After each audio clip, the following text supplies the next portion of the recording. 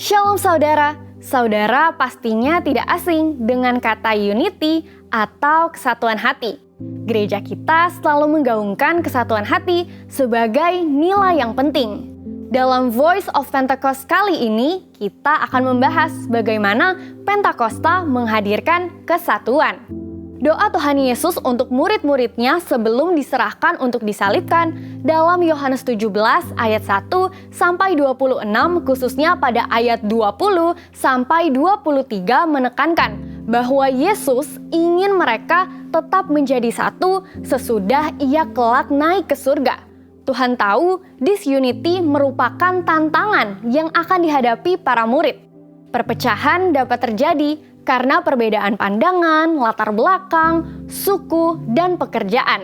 Alkitab juga mencatat, murid-murid pernah memiliki perbedaan pandangan, bahkan ketika mereka masih bersama Yesus secara fisik.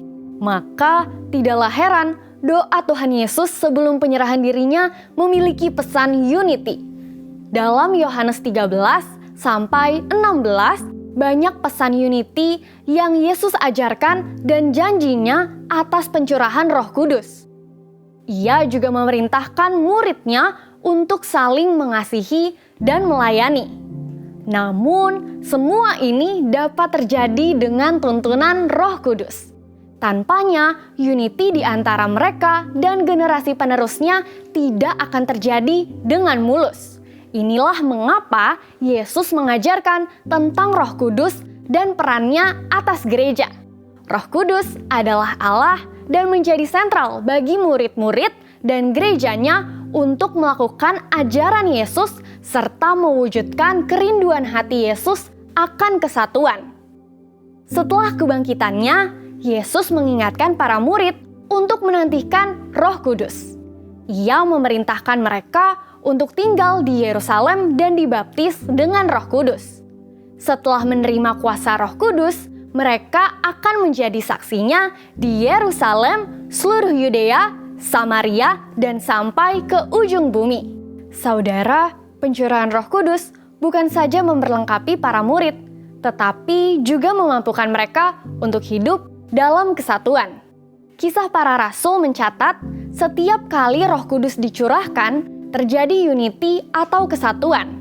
Mari kita perhatikan beberapa peristiwa tersebut.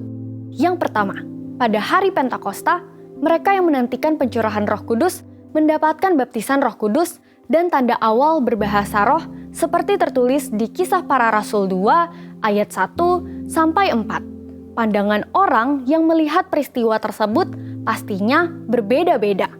Namun, setelah Petrus menjelaskan ini adalah nubuatan Yoel yang digenapi, Roh Kudus bergerak di antara pendengarnya.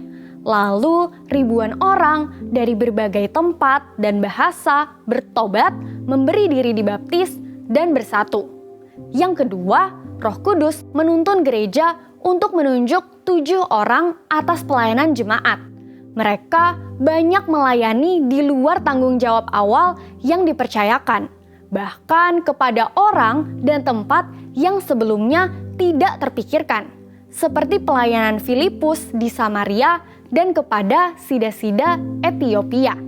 Yang ketiga, Cornelius, seorang perwira pasukan Italia, menerima baptisan Roh Kudus dengan tanda awal berbahasa roh saat dilayani Petrus seperti tertulis di Kisah Para Rasul 10 yang menunjukkan anugerah Allah tercurah atas semua orang, sehingga tidak ada alasan bagi orang Yahudi Kristen dan Gentiles Kristen untuk tidak bersatu. Yang keempat, ketika terjadi perdebatan mengenai sunat di antara jemaat dan pemimpin gereja, diadakanlah sidang di Yerusalem. Dalam sidang itu, terdapat kesaksian tentang pencurahan Roh Kudus atas kaum Gentiles Kristen, dan karena tuntunan Roh Kudus, persoalan tersebut terselesaikan. Anugerah keselamatan bagi semua bangsa dinyatakan, amanat agung dilakukan dengan lebih kencang, dan kesatuan antar jemaat lokal bertambah kuat. Dengan demikian, Pentakosta membawa kesatuan. Di mana Roh Kudus dicurahkan, di situ terjadi pertobatan, pengertian mendalam akan firman Tuhan, dan tuntunan untuk gerejanya dalam berbagai hal. Paulus juga mengingatkan agar umat Tuhan tidak terfragmentasi seperti pandangan dunia, namun hidup sebagai satu kesatuan dalam Kristus. Sesuai Galatia 3 ayat 26-27.